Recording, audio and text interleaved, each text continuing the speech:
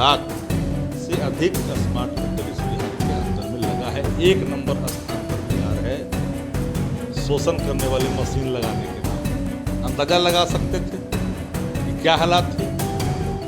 और दोहन शोषण जब स्मार्ट मीटर के नाम पर करेंगे तो चुप नहीं रहेगी। प्रतिपक्ष का दायित्व है अपने कर्तव्यों का जनहित में निर्वहन करना। विभाग के अधिकारी इन समझते हैं उस पर कैसे होगा। सरकार सुधार करे, सरकार समाप्त करे। 1.5 महीने का अल्टीमेटम है। नमस्कार, आप लाइव सिटीज देख रहे हैं। आपके साथ मैं हूं वसीम खान। स्मार्ट मीटर को लेकर अब राजद के बिहार प्रदेश अध्यक्ष जगदानंद सिंह ने आंदोलन का ऐलान कर दिया है। सरकार को 1.5 महीने का अल्टीमेटम भी दे दिया है और कार्यकर्ताओं से कह दिया है कि अगर 1.5 महीने के अंदर सरकार फैसला और निर्णय नहीं लेती है स्मार्ट मीटर को लेकर तो उखाड़ कर फेंक दीजिए। हमारे साथ शक्ति सिंह यादव हैं। स्मार्ट मीटर को लेकर आप लोग आंदोलन करने जा रहे हैं, कार्यकर्ताओं से कह रहे हैं कि स्मार्ट मीटर को उखाड़ कर फेंक दीजिए अगर सरकार निर्णय नहीं लेती है।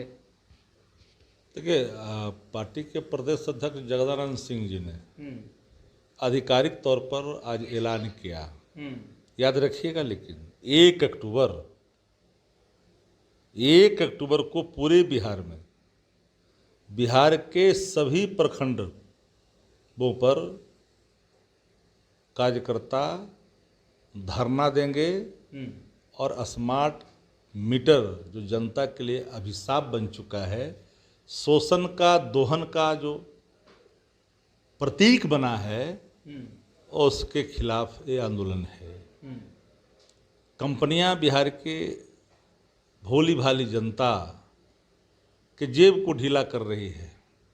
वो स्मार्ट मीटर जो कंपनी बंदे हो गई थी, उसको पता नहीं कौन राज्य से ला करके किनके कहने पर बिहार में लगा दिया गया। लगभग 32 लाख से अधिक स्मार्ट मीटर इस बिहार के अंदर में लगा है। 1 नंबर स्थान पर बिहार है शोषण करने वाले मशीन लगाने के नाम पर। और इसमें कोई पार्टी का नहीं, बिहार के आम जनता के दुख और तकलीफ से जुड़ा हुआ सवाल है। नहीं तो 1.5 महीने के बाद आप लोग कर रहे हैं नेताओं और कार्यकर्ताओं से 1.5 महीना तक का टाइम है। जो शोषण का अड्डा है, दोहन का अड्डा है, बिहार को कितना मिल रहा है बिजली जी? 8,000 मेगावाट। दुहाई देते हो 5 का 1 मेगावाट उत्पादन करने की स्थिति आज की डेट में बिहार में नहीं है।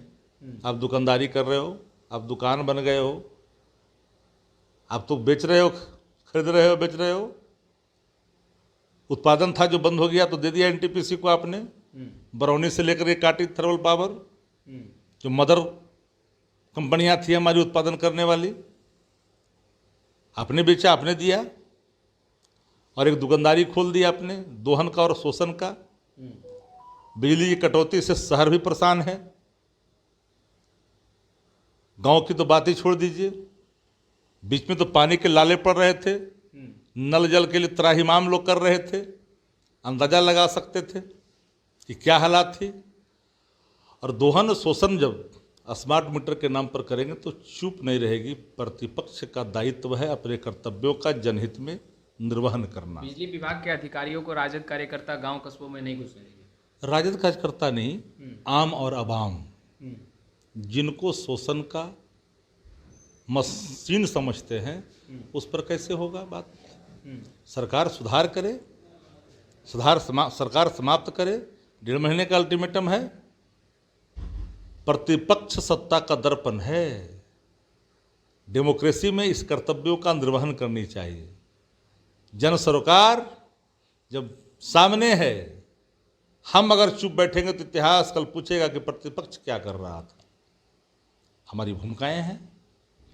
मंत्री दिलीप जायसवाल तेजस्वी यादव पर निशाना साधते हुए बीते दिनों दिखाई दे रहे थे और कह रहे थे अज्ञानी हैं, जाहिल हैं, बेरोजगार हैं। कोई व्यक्ति गदहपना में अपनी बात कह दे, गदहपना में हम तो कोई व्यक्ति गदहपना में ही ये बात कह सकता है, क्योंकि लीडर ऑफ पोजीशन का जो पद होता है संवैधानिक पद है। और कोई व्यक्ति जो मंत्री के पद पर बैठा है वो गदहपने में नहीं बात बोल सकता है। वो अज्ञानता के घोर अंधकार में डूबा हुआ व्यक्ति ही बोल सकता है। जाहिलपन के एक ऐसे भंवर में सिमटा हुआ व्यक्ति ही इस भाषा का इस्तेमाल कर सकता है। उन्होंने तो सवाल उठाया, उन्होंने कहा कि कौन मुख्यमंत्री नीतीश कुमार के बैठक में जाएगा, मुख्यमंत्री नीतीश कुमार किन्हें बुलाएंगे, क्या इन तमाम चीज़ों को शायद उनको जानकारी होना चाहिए कि प्रतिपक्ष का काम ही है इन सवालों को उठाना कि अगर कानून व्यवस्था के पर आप समीक्षा बैठक कर रहे हैं, डीजीपी क्यों नहीं? बेसिक क्वेश्चन है। मिर्ची क्यों? जहिलपना भरा बात क्यों कहेगा आदमी? एडीजी लैंडर क्यों नहीं? गृह सचिव क्यों नहीं? तो फिर किस बात का भिक्षा बैठक? ये भिक्षा बैठक है ना, ये तो नहीं समीक्षा बैठक है। अच्छा, ये चाय बिस्कुट की बैठक है क्या? राज्य कब तक अचेतन अवस्थाओं का शिकार होता रहेगा? राज्य की जनता इन चीज़ों को देख रही है ना। अच्छा, स्मार्ट मीटर को लेकर तो आप लोगों ने आंदोलन का ऐलान कर दिया है। लैंड सर्वे को लेकर भी कई तरह की समस्याएं निकलकर सामने आई। लैंड सर्वे के सवाल पर मेरे सीधे सवाल सामने थे कि जो सर्वे जनता के कष्ट का कारण बनेगा, दोहन और शोषण बढ़ेगा, भ्रष्टाचार बढ़ेगा। हमने लचीलापन लाने की बात कही, हमने सरलता और सुगमता मानक स्थापित करने के लिए मैंने कहा। हमारे नेता ने कहा कि स्वामित्व को आधार मानो, जो जमीन पर जो जोत जिसका काबिज है पिछले 3 दशकों से, कोई उस पर लिटिगेशन नहीं है, बावजूद अगर आप उसको खतियान का आधार मानोगे, बहुत लोगों ने ज़मीन बेच दी। हमने उदाहरण दिया कि बिस्फी के विधायक ने अपनी ज़मीन बहुत बेच दी और किसी को रजिस्ट्री नहीं किया, स्वामित्व तो उन्हीं का दिखेगा। पर उसका क्या होगा जिन्होंने पैसा देकर ज़मीन खरीदा, रजिस्ट्री नहीं हुआ? सीओ को लेकर भी लगातार आप लोग सवाल उठा रहे थे। मंत्री ने भी, विभागीय मंत्री दिलीप जायसवाल ने भी बैठक की सीओ के साथ, कार्रवाई की भी बातें निकलकर सामने आई। इमोटेशन को लेकर इनका कुछ सुनता है? ये तो अपने बेचारा लाचार हैं, ये तो बेचारा हैं, इनका कौन सुनता है? सेक्रेटरी सुनवे नहीं करता है, मुख्यमंत्री बैठक करते हैं राजमार्गों का, राष्ट्रीय मार्गों का, अब पथ निर्माण मंत्री गायब रहते हैं। समझ में नहीं आता है आपको? अच्छा, बड़े पैसे का खेल चल रहा है, लगातार आप लोग आरोप लगा रहे हैं। अच्छा, ये बात तो सबको पता है कि दोहन का अड्डा अगर बनेगा कोई चीज़ें, तो प्रतिपक्ष अपने कर्तव्यों से चूक नहीं सकता है। और तेजस्वी यादव एक ऐसे प्रतिपक्ष के नेता हैं जो अपने कर्तव्यों से न चुकने वाला प्रतीक के रूप में जाने जाते हैं। यह है तेजस्वी जी की खासियत। तेजस्वी जी ने जो सवाल उठाया है, जन सरकार से जुड़ा हुआ सवाल है। सत्ता प्रतिष्ठान को भले ही मिर्ची लगे, लेकिन सवाल जब वाजिब होगा तो अचूकता का परिचय प्रतिपक्ष नहीं दे सकता।